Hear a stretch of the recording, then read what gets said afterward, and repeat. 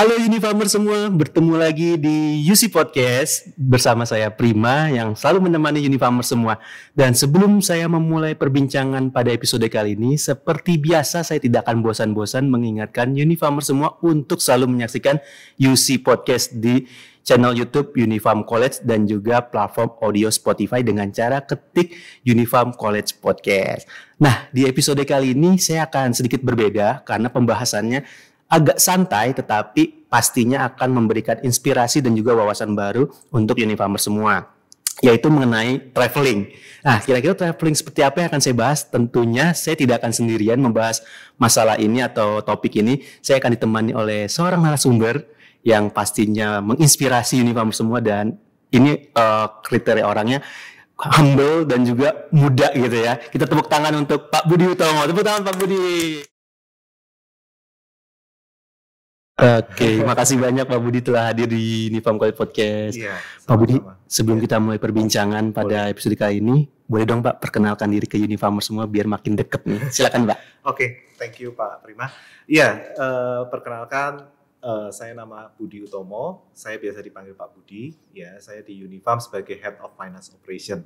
Oke, Pak Budi. Iya. Kalau boleh tahu nih, Pak Budi punya hobi apa sih Pak? Hobi sih banyak ya. Apa aja tuh Pak? Yang paling lazim sih makan.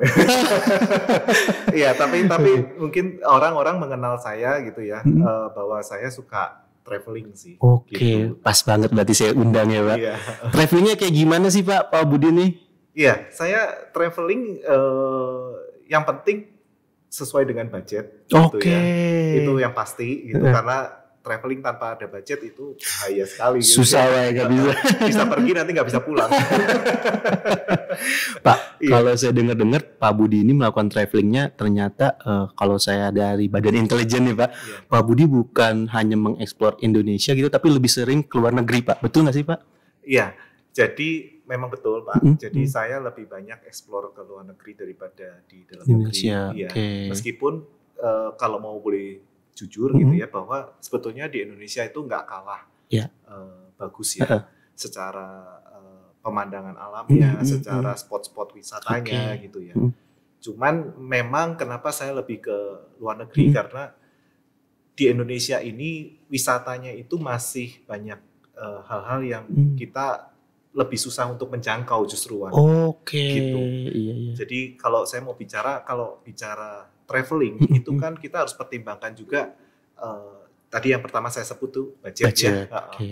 Budgetnya kita tuh berapa gitu. Terus yang kedua itu fasilitas. Oke. Gitu kan. Fasilitas itu meliputi apa aja sih? Sebetulnya banyak. Jadi yang pertama itu transportasi pastinya. Oke. Untuk menuju ke Destinasi. itu gitu kan. Yang kedua akomodasinya sendiri. Di tempat itu sendiri itu akomodasinya seperti apa gitu, sesuai nggak dengan budget kita dan segala macam seperti itu. Oke. Nah yang ketiga yang tidak kalah pentingnya itu adalah masalah keamanan, kenyamanan. Oh, maksudnya gimana nih Pak? Keamanan dan Jadi kenyamanan.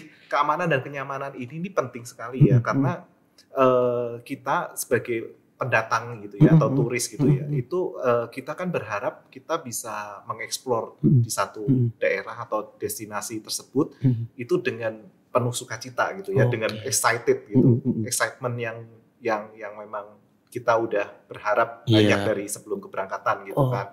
Nah jangan sampai pas nyampe di tempat itu ternyata hal-hal menyangkut keamanan, kenyamanan itu menjadi kendala gitu. gitu. Oke. Sehingga mengganggu suasana kita sendiri gitu Yang ya. tadinya mood tiba-tiba ada kendala gitu jadi nggak mood ya kan. Betul. Oke. Betul. Seperti itu sih Pak. Nah, Gitu. baru pembukaan aja udah seru banget nih Unifarmers kita ngebahas traveling dengan Pak Budi. Iya. Pak, sebelum kita jauh lebih dalam lagi membahas tentang travelingnya, saya pengen tahu nih Pak, kalau boleh gitu kan, agak sedikit personal sih Pak ya. Iya. Pak Budi memutuskan memiliki hobi traveling gitu ya, bisa dibilang ke luar negeri gitu, sebenarnya ada backgroundnya nggak sih, atau ada ceritanya gitu, masa lalunya seperti apa gitu? Silakan dong Pak, boleh ya Pak ya di-share Pak ya? Boleh. Jadi ini rada menarik kali ya, bahwa sebetulnya saya bisa punya hobi traveling ini karena lebih ke awalnya tuh karena balas dendam. Wow, balas dendam. Iya, Gimana maksudnya Pak? Jadi maksudnya gini, jadi saya itu dilahirkan dari keluarga yang boleh dibilang mungkin secara ekonomi itu biasa-biasa banget gitu ya, atau malah mungkin cenderung kurang mampu gitu ya. Nah, waktu pas saya kecil gitu ya, waktu SMP lah ya, itu saudara-saudara sepupu saya gitu ya, itu ada yang udah ke luar negeri untuk sekolah gitu ceritanya. Ya, ke Singapura dan sebagainya gitu ya. SMA tuh mereka udah pada ke Amerika dan sebagainya. Kuliah juga sama gitu ya. Sedangkan waktu kecil, saya waktu pas SMP tahu kalau ada saudara sepupu saya mau ke Singapura segala macam, itu saya minta sama orang tua untuk juga bisa gitu ya, tapi karena kondisi ekonomi keluarga tadi itu, jadi itu tidak memungkinkan buat saya gitu. Sehingga waktu itu saya itu secara nggak sadar gitu ya. Jadi terus saya ngelihat SMA sepupu-sepupu saya itu udah pada ke luar negeri, ke Amerika yang lebih jauh lagi gitu ya, sampai kuliah juga mereka belum balik-balik gitu ya. Itu membuat saya kayak punya rasa oke, someday saya harus bisa ke luar negeri gitu. Mau termotivasi Pak ya. Gitu. Meskipun bukan untuk kuliah atau untuk belajar gitu ya, tapi paling enggak saya harus bisa ke luar negeri untuk explore gitu. Keren, tepuk tangan boleh loh ini paham semua. Jadi saya sih menggarisbawahi dari kisahnya Pak Budi ini keren banget ya, karena dari sesuatu hal yang kita anggap mungkin nggak bisa awalnya, tapi dengan hal itu malah Pak Budi termotivasi dan akhirnya sampai sekarang ini kalau saya dengar-dengar gitu Pak Budi udah sering banget ke luar negeri. Boleh di-spill dong Pak berapa negara? Berapa negara Pak kira-kira? Iya, mungkin kalau negara sih mungkin sekitar 50-an kali ya. Wow, ya. 50. Itu mungkin Asia Eropa udah pernah juga Pak? Kebetulan saya seluruh benua sudah. Wow, keren banget. Jadi, seluruh benua. Iya, jadi Afrika saya udah pernah ke Mesir ya. Gitu. Ketemu Muhammad Salah nggak Pak? Oke, Pak. Sebelum kita lebih jauh lagi membahas tentang luar negeri gitu kan. Tadi saya menarik di awal perbincangan kita Pak Budi menyampaikan sebenarnya di Indonesia ini keindahan alamnya itu nggak kalah dengan luar negeri gitu kan. Tetapi Pak Budi lebih memilih untuk traveling ke luar negeri. Mungkin gini Pak ya, kalau saya lihat secara pribadi saya sebenarnya memang di Indonesia ini banyak keindahan alam, tapi banyak banget juga yang nggak dirawat. Gitu.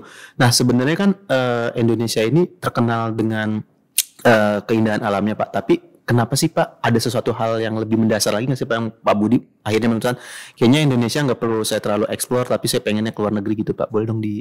Iya. Oke.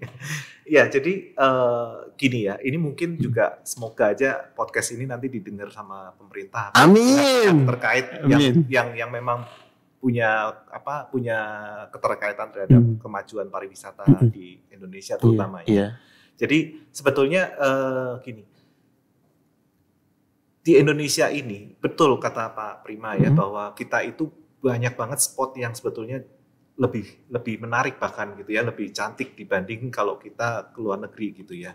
Contoh saya bicara soal Thailand. Ya. Oh Thailand. Spesifik soal Thailand karena ini punya pengalaman juga saya khusus di Thailand, yaitu di Phuket gitu ya. Oke, Phuket. Sebelum saya pernah ke Phuket itu waktu itu kan kita tahu sampai sekarang pun juga pemerintah Thailand itu begitu hebohnya ya mempromosikan pariwisatanya gitu betul. Ya. Salah satu andalannya mereka itu adalah Phuket gitu. Nah pada saat itu saya juga tertarik untuk ke Phuket gitu ya, untuk melihat secara langsung Phuket itu seperti apa gitu sebetulnya. Dan ternyata pada saat saya sampai di sana, saya merasa, oh cuman begini aja gitu ya. Jadi bagi saya itu kayak, oh di Indonesia itu mungkin kalau di-compare pantainya, lautnya itu Belitung itu jauh lebih bagus daripada Phuket gitu. Ya. Nah cuman apa yang disayangkan adalah pemerintah kita nggak mendorong pariwisata kayak misalnya Belitung gitu ya, secara masif gitu seperti yang dilakukan oleh pemerintah Thailand. Gitu. Oke. Jadi pemerintah Thailand itu jor-joran untuk mempromosikan Phuket itu ya Pak. Betul. Jadi ini kalau menurut saya ini penting sekali ya untuk kita itu mempromosikan apa yang memang sebetulnya yaitu di dalam negeri sendiri itu kita nggak kalah gitu ya. Dan di Indonesia Timur juga jauh lebih bagus-bagus sebetulnya. Ya cuman benar yang tadi saya sempat di awal saya katakan gitu ya, bahwa secara fasilitas baik transportasi, bicara transportasi ya, tiket kita ke Raja Ampat Papua itu jauh lebih mahal daripada tiket kita misalnya ke Thailand. Setuju, gitu ya. Pak. Padahal Kalau Thailand masih banyak promo, Pak. Iya, padahal ini masih di dalam negeri kita sendiri gitu ya. Hal-hal seperti ini yang harusnya menjadi concern sih. Iya. Gitu ya. Terus yang kedua juga masalah akomodasi, ya, masalah penginapan dan segala macam gitu ya. Itu mungkin juga tadi pagi saya baca di Detik gitu ya bahwa kita sebentar lagi ada GP 500 untuk Mandalika gitu kan.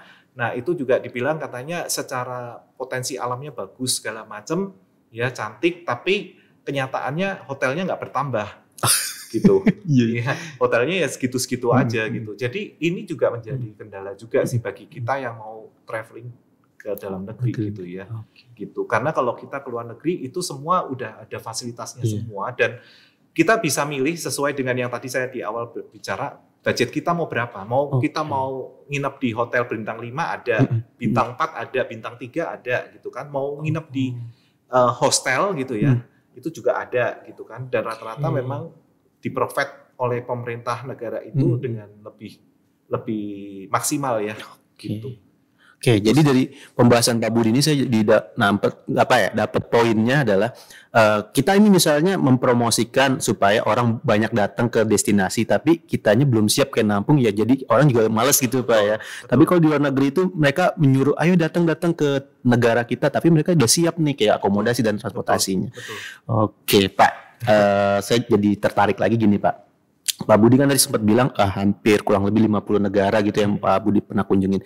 Dari Pak Budi sendiri untuk menentukan destinasi itu ada ketentuan tersendiri nggak sih Pak? Misalnya kayaknya saya pengen ke negara ini soalnya lagi hype-nya lagi tinggi gitu. Dari Pak Budi gimana Pak? Iya, jadi jujur kalau saya sih nggak ngelihat dari hype ya. Jadi saya nggak pernah ngikutin tren justruan gitu. Ya kalau memang kenyataannya saya pergi ke negara yang lagi tren saat itu hanya semata-mata karena tiket murah. Lagi ada promo ya. Iya, karena ada tiket promo di negara itu untuk ke negara itu gitu sehingga saya ikut untuk ambil tiket promo itu gitu. Tapi kalau ditanya sebetulnya pemilihan destinasinya tuh seperti apa gitu ya, itu saya lebih ke searching tiket dulu. Pertama kali pasti saya lakukan adalah searching tiket, ya kan. Dari searching tiket itu saya dapetin tiket promo yang di mana, tiket murah yang di mana. Nah, itu dari situ nanti baru saya kembangin lebih lanjut gitu. Saya ajak teman-teman dulu, kira-kira mau nggak kita ke sana gitu ya. Meskipun itu mungkin diantah berantah gitu. Ya, tapi itu justru yang menurut saya excitednya di situ gitu ya. Gitu, dan mungkin karena saya punya teman-teman yang sefrekuensi gitu ya, yang sama-sama suka traveling juga gitu. Jadi ya udah kalau begitu gayung bersambut, teman-teman barulah kita bikin tuh. Kita booking tiketnya, terus nanti budgetnya mau berapa, baru mulai kita bikin itinerary-nya seperti apa, segala macam kayak gitu sih. Jadi Pak Budi lebih memilih malah justru menghindari negara yang lagi hype-nya tinggi ya Pak ya, karena biasanya rame gitu ya. Iya, jujur sih saya malah menghindari negara-negara yang sebetulnya kebanyakan turisnya dari Indonesia atau dari China. Kenapa tuh Pak alasan? Karena ketemunya orang Indonesia lagi malas ya. Sama-sama aja Pak. Iya, sama-sama aja. Terus juga ketemunya orang China. Orang China itu terkenal dengan berisik. Gitu, berisik dan apa ya? Lebih nggak beretika ya, gitu. Itu udah secara umum terkenalnya seperti itu gitu. Jadi malas ya ketemu orang-orang yang seperti itu juga gitu. Jadi itu biasanya yang saya hindari justruan gitu. Jadi memang Pak Budi ini kalau traveling itu niatnya memang pengen refreshing Pak ya. Kalau misalnya ketemunya orang Indonesia lagi ya sama aja kayak di dalam negeri gitu, kayak kerja lagi ya. Betul. Pak, nih saya penasaran gini Pak. Bapak kan bisa dibilang udah banyak banget tadi 50 negara Pak. Tapi ada nggak sih satu negara atau beberapa negara yang sebenarnya Pak Budi pengen banget nih ke sana, tapi Pak Budi belum punya kesempatan untuk ke sana? Itu negara apa Pak? Kalau ditanya masih ada nggak negara yang saya inginkan gitu ya, yang belum sampai sekarang belum kesampaian gitu kan?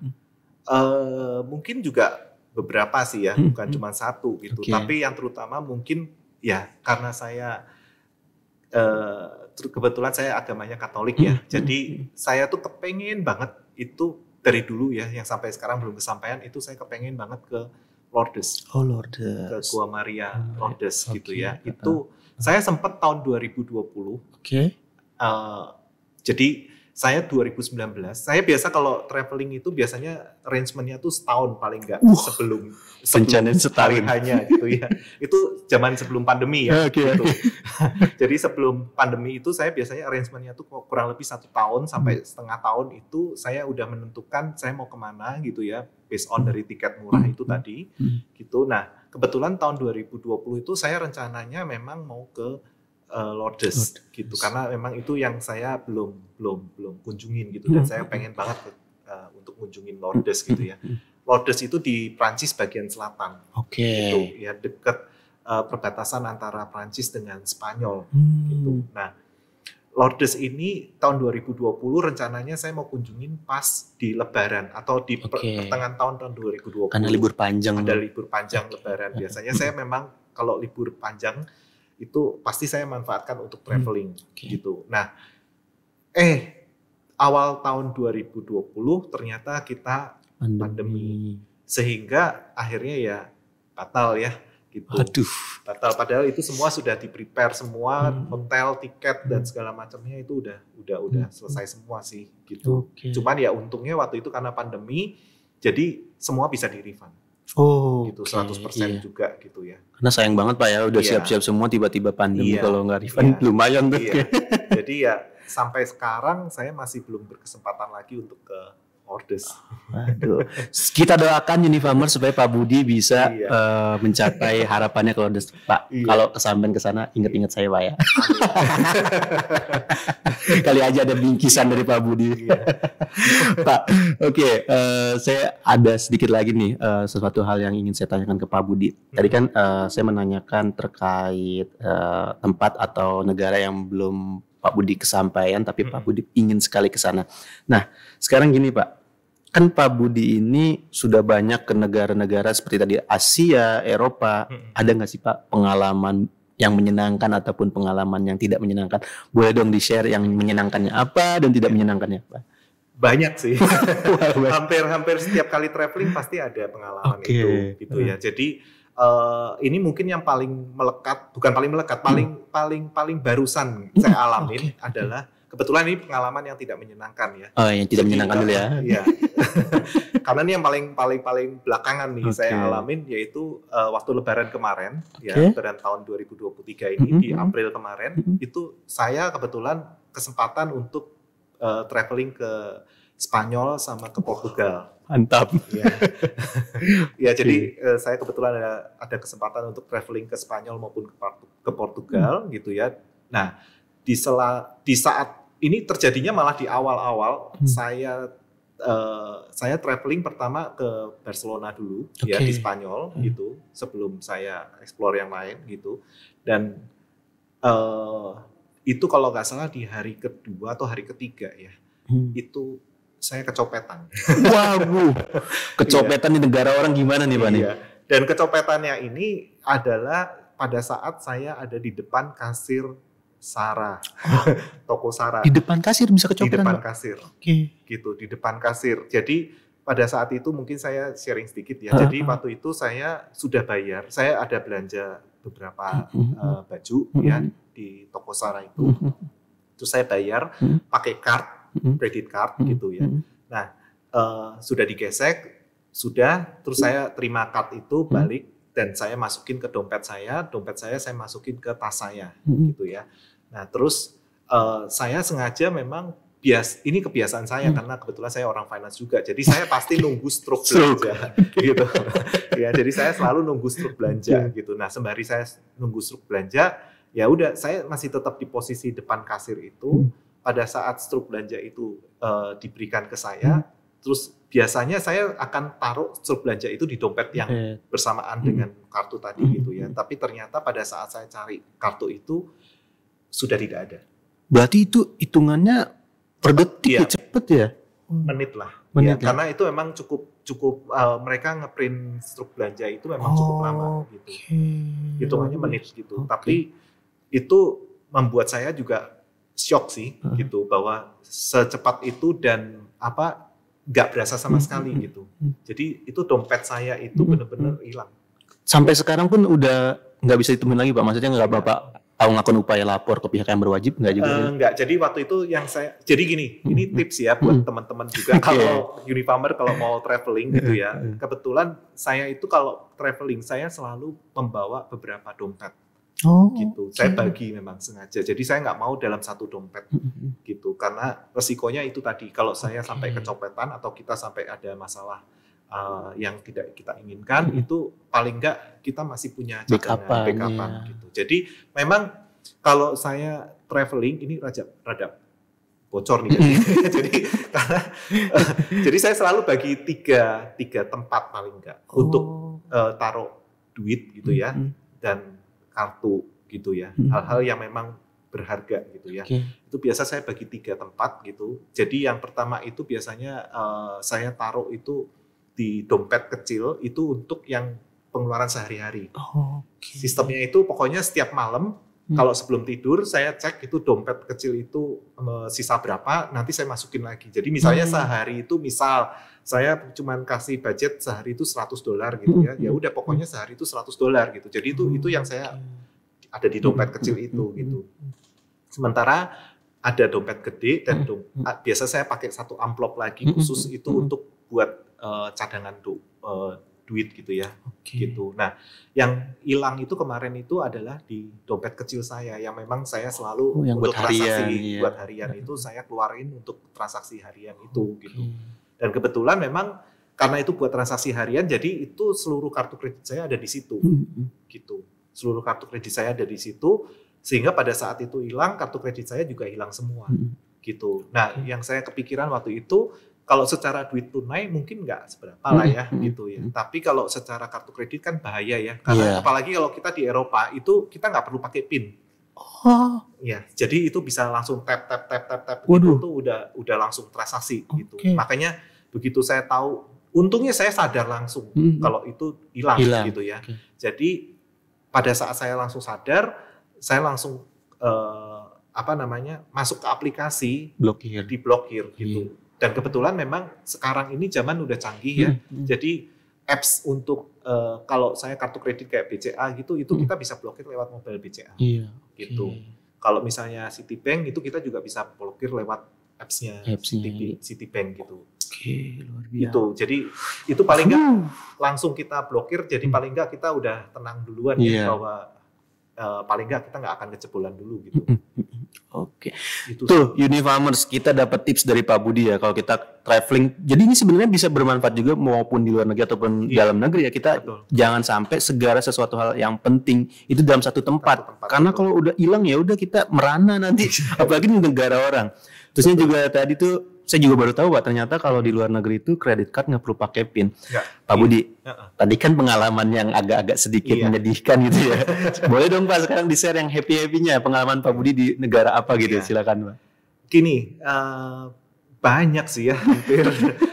karena kalau kita hobi traveling ya, pasti kita itu setiap kali kita traveling itu pasti kita akan merasakan excitement kan. Jadi kalau ditanya pengalaman yang menyenangkan atau pengalaman yang cantik-cantik atau indah-indah itu banyak gitu. Tapi yang mungkin yang paling berkesan gitu ya. Salah satu yang membuat saya paling berkesan itu justru pada saat saya ke Norway. Norway. Ya, jadi kenapa? Karena menurut saya Norway itu surga dunia. Ya, cantik banget itu negara gitu ya. Jadi landscape-nya dia itu benar-benar komplit gitu. Jadi ada gunung, laut, ya, terus danau, ya, terus pemandangan alamnya itu benar-benar yang luar biasa indahnya sih, gitu. Justru pada saat di situ tuh saya ada kepikiran gitu ya bahwa gila ya Tuhan itu bisa menciptakan tempat secantik ini gitu ya, gitu.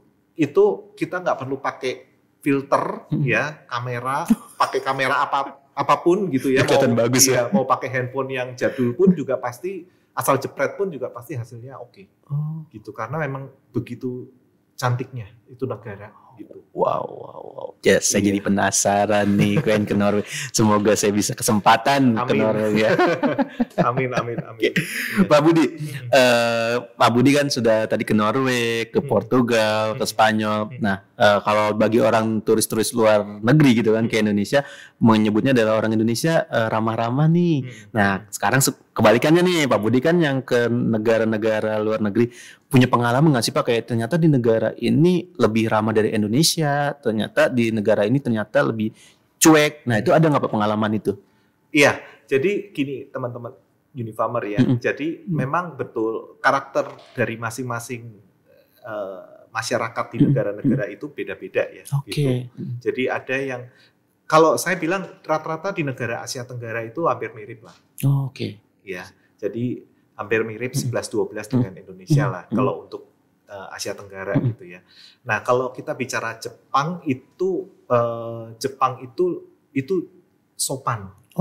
Ya, sopan. Lebih ke sopan gitu ya. Jadi mereka itu benar-benar yang benar-benar kayak menghargai orang gitu ya. Jadi saya pernah punya pengalaman juga di Jepang itu pas awal pertama kali saya ke Jepang itu saya waktu itu nyampe ya di stasiun salah satu stasiun MRT-nya Jepang gitu ya, dan waktu itu saya kebelet ke toilet gitu ceritanya ya. Saya pengen ke toilet, saya nggak tahu itu di mana toiletnya. Terus saya tanya ke orang Jepang yang saya waktu itu dan sampai sekarang saya masih berkesan gitu ya adalah dia anterin saya.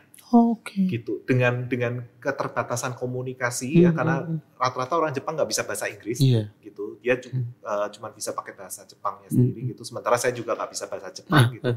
Jadi dengan keterbatasan komunikasi dia ajak saya dan ternyata dia anterin saya sampai ke depan toilet itu, dan itu jaraknya cukup jauh sih gitu, dan itu bikin saya jadi wow, ini luar biasa ya gitu, karena belum pernah sih saya traveling tanya toilet di mana terus dianterin gitu sampai ke tempatnya gitu ya. Biasanya cuma dikasih arahan doang atau petunjuk doang gitu.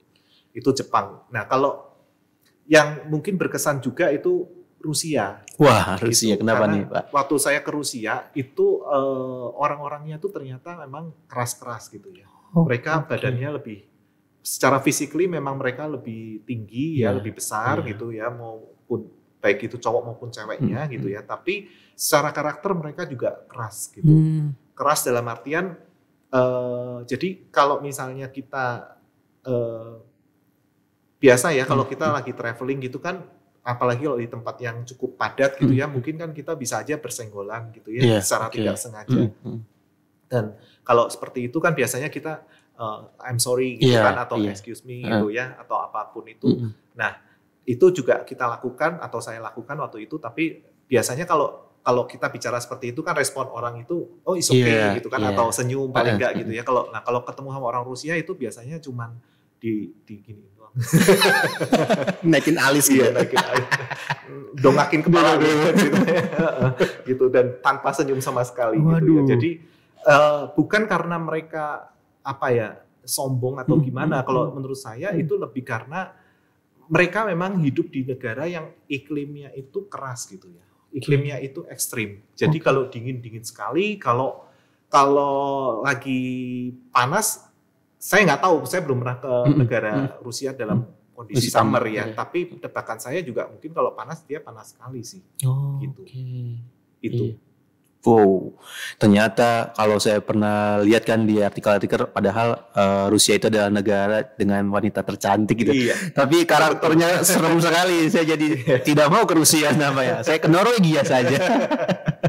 Pak Budi, menarik banget nih perbincangan kita. Misalnya gini, Unifamers yang menyaksikan UC Podcast ini ada juga yang ingin, saya pengen banget nih traveling gitu kan, baik di dalam negeri ataupun luar negeri gitu kan.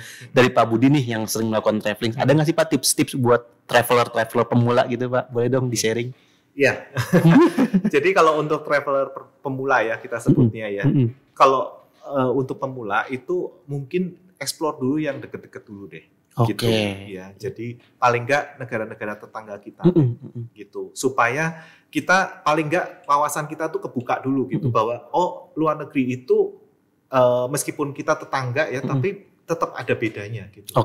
Gitu. Jadi culture dan segala macamnya, terutama culture ya, itu menurut saya itu hal yang menarik untuk dipelajarin gitu. Jadi belum tentu kita sesama, antara kita dengan Malaysia aja kan dibilang katanya negara serumpun gitu ya, tapi culture-nya aja bisa aja beda gitu.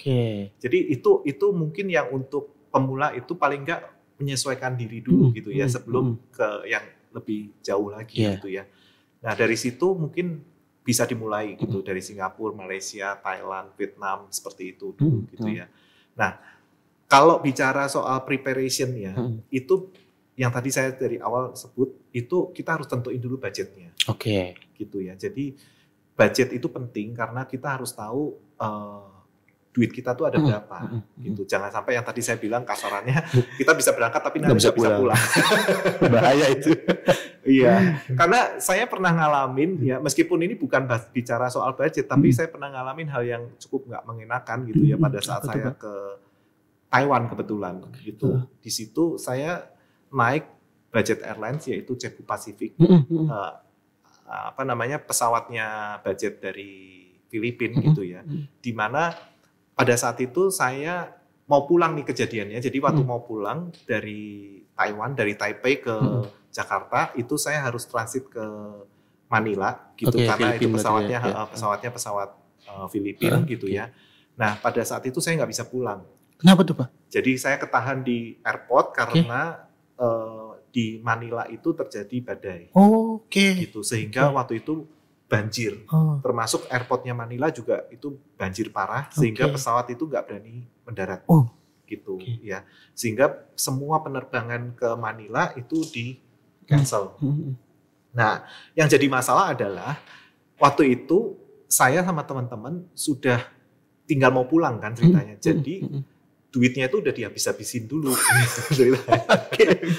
Jadi waktu itu duitnya sudah habis, kita pikir kita udah tinggal bawa diri untuk pulang, gitu ya. Ternyata nggak bisa pulang. Ada kejadian itu. Iya, karena ada force majeure ya kita sebutnya. Nah karena force majeure, jadi airline juga nggak bertanggung jawab untuk mengganti penginapan atau apapun itu, gitu ya. Karena ini force majeure, gitu. Nah jadi yang terjadi adalah ya akhirnya kita terdamparlah di airportnya Taipei waktu itu, gitu, dengan budget yang sangat-sangat minim ya, karena udah tinggal pulang gitu. Karena kalau kita balik ke kota lagi, kita mesti bayar taksi dan penginapan lagi, itu dananya udah nggak ada sih. Itu gitu, jadi ya akhirnya terdampar di airport gitu. Bener banget yang Pak Budi bilang tuh ya, Unifamers semua. Jadi kalau misalnya kita punya budget gitu kan, disesuaiin dan juga jangan jor-joran banget, tapi kita harus nyiapin kejadian-kejadian kayak tadi gitu. Oke, Pak Budi, seru banget bincang-bincang sama Pak Budi ini, nggak kerasa udah berapa lama nih kita berbincang mengenai traveling. Pak Budi, saya ucapkan makasih banyak sudah hadir di UC Podcast. Semoga nanti Pak Budi bisa mengeksplor lagi negara-negara lain tadi seperti Lourdes gitu ya. Dan jangan lupa Pak, kalau ke sana ingat saya. Mungkin Pak Prima, satu lagi mungkin nih? Yang pesan saya ke Unifamers ya. Boleh. Moto saya ya itu adalah hidup itu harus seimbang. Wow, work-life balance. Iya, work-life balance. Jadi kita boleh work hard ya, kudu work hard, tapi kita juga play hard, termasuk travel hard juga.